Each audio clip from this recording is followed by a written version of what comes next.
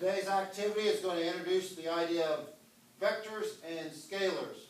We've kind of already talked about like the difference between velocity and speed is that velocity has a direction and speed does not. Well, that's a general characteristic of vectors versus scalars. Vectors have size and direction. We're going to deal a lot more with vectors in the next unit when we deal with force. So this is just an introduction. Scalars have size only. Your position is a vector.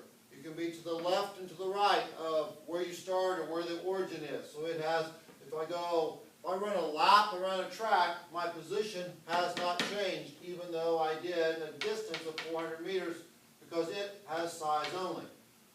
As we talked about before, velocity has a size and direction.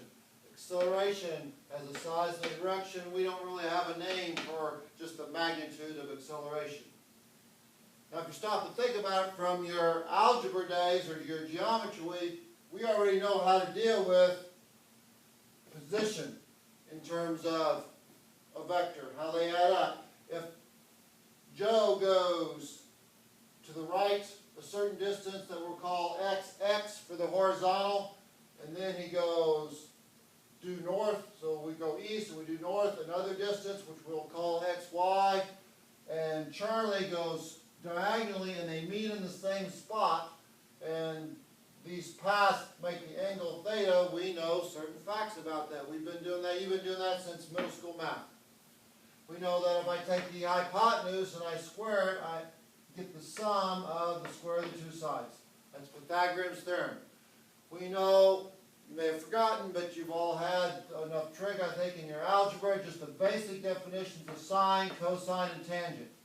Your sine is the opposite over the hypotenuse. Your cosine is the adjacent side over the hypotenuse, and your tangent is the opposite over adjacent. So the question that we're going to address today is, do these relationships apply when I deal with velocity and acceleration? We do two separate labs that are fairly simple, just to show, to see if these same equations over here will match if I substitute v, vx, and vy, or a, ax, and ay.